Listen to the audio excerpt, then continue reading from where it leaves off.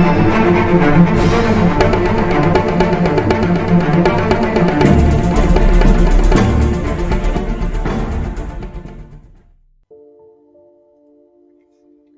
कैसे हैं आप लोग? आज के इस वीडियो में मैं आपको ये बताने वाला हूँ कि टैली विद जीएसटी कैसे यूज़ कर सकते हैं। और मैं चाहता हूँ कि मैं ऐसा ही एक सीरीज़ चालू करूँ आप लोगों के लिए, जिसमें आप हर रोज़ कोई नया टॉपिक जीएसटी से रिलेटेड आप सीखते रहें मेरे इस चैनल पे। मैंने इससे पहले एक वीडियो और पोस्ट की थी जो बेसिक टैली से रिलेटेड थी। मैंने एक प्लेलिस्ट भी तैयार की है, कुछ 7-8 वीडियोज़ हैं उसमें। आप चाहते हैं कि स्टार्टिंग बेसिक से समझ में आए, आपको इंट्रोडक्शन के साथ टैली कैसे यूज़ किया जाता है, कंपनी वगैरह कैसे क्रिएट करना है और इंट्रोडक्शन वगैरह, तो आप प्लेलिस्ट में जाइए मेरे चैनल पे और ज़रूर चेक करिए। और वीडियो अगर अच्छा लगे तो चैनल को प्लीज़ सब्सक्राइब भी करिएगा, ताकि ऐसे ही नॉलेजेबल वीडियोस आपके लिए मैं हर रोज़ लाता रहूँ।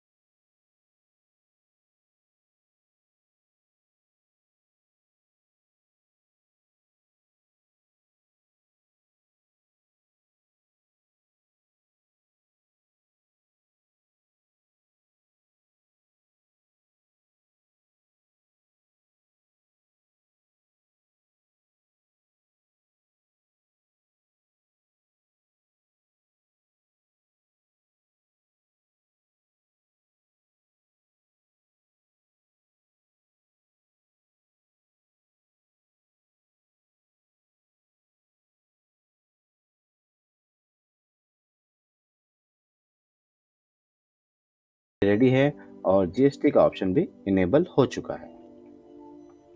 अभी यहाँ पर हम आगे का स्टेप्स देखते हैं। सबसे पहला हमारा स्टेप्स है कुछ लेजर क्रिएट करना। ये लेजर्स मैंने यहाँ बना के रखे हैं, ये आपको टैली में क्रिएट करने पड़ेंगे। मैंने यहाँ पर लिखा है कि अगर आप परचेज जीएसटी 12% का लेजर बनाते हैं तो उसका अंडर क्या जाएगा, और कुछ आगे की डिटेल्स होती है जो हर लेजर में लगेंगी, वो आपको देख लेना है। चलिए मैं आपको बना के दिखाता हूँ। क्रिएट में जाके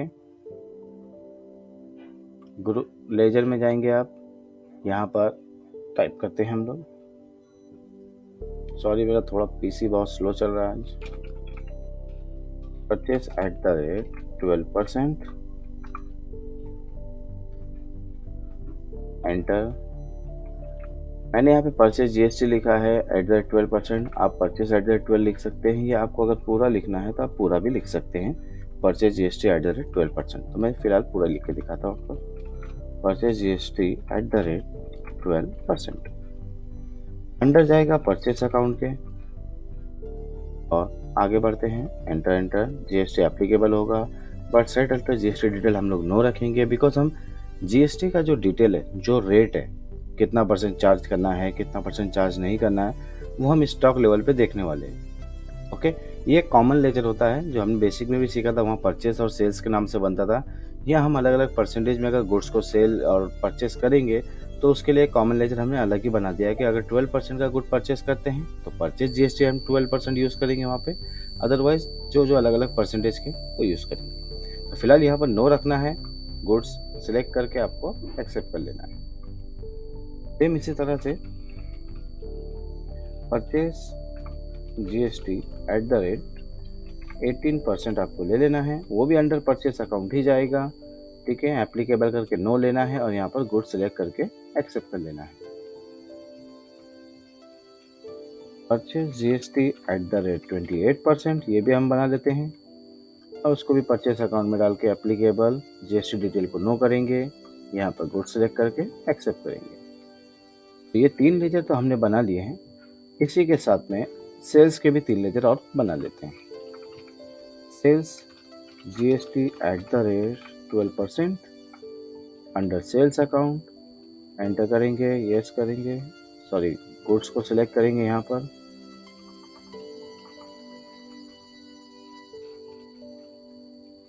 और एक्सेप्ट करेंगे।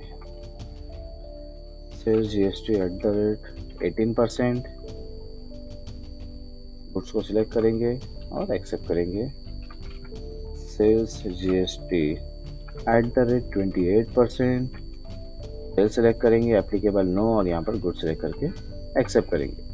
उसके बाद आपको कुछ और लेजर बनाने हैं कि अगर आप जीएसटी चार्ज करते हो तो कौन कौन सा जीएसटी चार्ज करेंगे। Central tax, state tax, integrated tax. यहाँ पर 3 टैक्स है हमारे पास। ठीक है, सेंट्रल टैक्स, स्टेट टैक्स और आईजीएसटी टैक्स। यहाँ पर अगर हम एक ही परचेस में परचेस सेल करते हैं, यानी कि सॉरी एक ही परचेस बोल रहा हूँ मैं, एक ही स्टेट में अगर आप परचेस और सेल करते हैं, जैसे कि महाराष्ट्र के अंदर ही परचेस सेल करते हैं, तो आपको जो टैक्स लगेगा वो है सेंट्रल टैक्स और स्टेट टैक्स। ये 2 टैक्स आपको लग जाएंगे। अगर आप एक स्टेट से दूसरे स्टेट में परचेस सेल करते हैं, यानी कि जैसे महाराष्ट्र से राजस्थान या अदर स्टेट में, तो आप वहाँ पे यूज़ करेंगे आईजीएसटी। फिलहाल हम दोनों भी बना के रख लेते हैं, स्टेट के लिए भी और अदर स्टेट के लिए भी।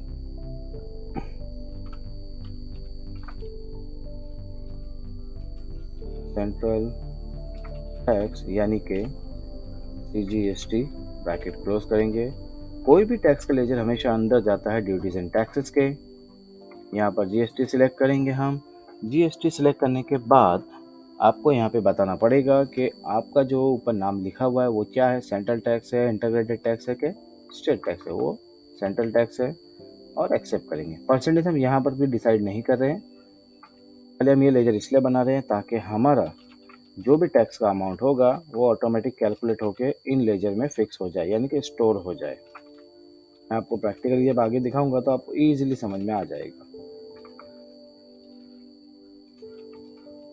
यहाँ पर भी सेम ऐसे ही करते हैं, ये स्टेट टैक्स है और एक्सेप्ट किया।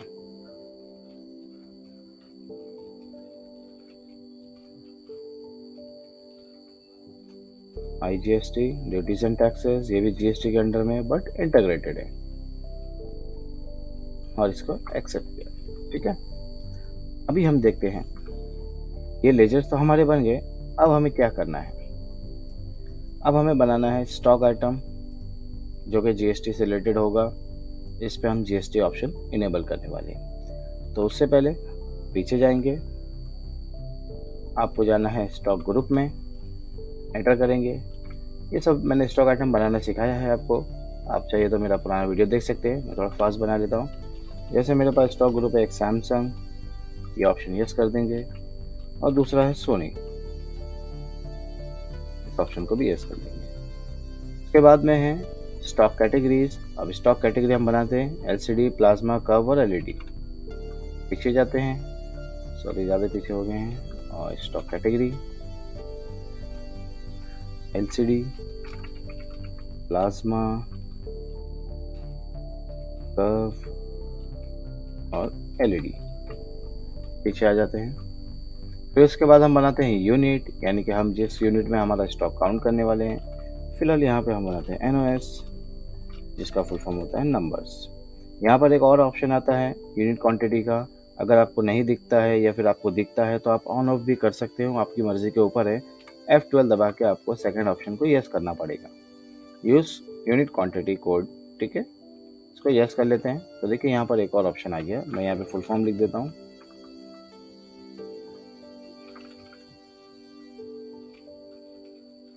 नंबर्स। ठीक है, तो ये जो है इसलिए आता है कि हमने जो सिंबल लिखा है, जिसका फुल फॉर्म लिखा है, वो टैली को भी समझाना पड़ता है। कि वो तो हमें तो पता है कि हमें नंबर चाहिए, बट टैली के कुछ यूनिट्स होते हैं बाय डिफॉल्ट, उनको आपको सिलेक्ट करना पड़ेगा। एंटर करके एक्सेप्ट करेंगे, पीछे आते हैं। और यहाँ पर गोडाउन में जाके आपको गोडाउन भी क्रिएट कर लेना है, जिसमें आपको 2 गोडाउन दिए, स्टोरेज और ऑफिस।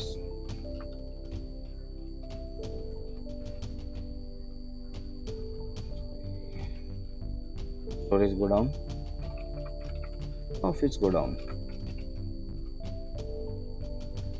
ये 2 गोडाउन मैंने बना लिया। अभी पीछे जाता हूँ। अब यहाँ पे हमें मेन जो करना है वो है हमारा स्टॉक आइटम। अभी हमें स्टॉक आइटम क्रिएट करना है। ठीक है, तो स्टॉक आइटम पहला हमारा सैमसंग FT02। ठीक है, क्रिएट कर लेते हैं। क्रिएट में जाके स्टॉक आइटम सैमसंग FT02, जो कि सैमसंग कंपनी का है। ठीक है, और आपके लिए वो क्या है, वो हमारे लिए LCD है, नंबर्स में काउंट होगा और उसके ऊपर GST का रेट डिसाइड होगा। हम GST का रेट यहाँ स्टॉक लेवल पे डिसाइड कर रहे हैं कि आपका कौन सा प्रोडक्ट पे कितना % चार्ज होने वाला है। ठीक है, तो मैं यहाँ पर ले रहा हूँ यस करके ऑप्शंस।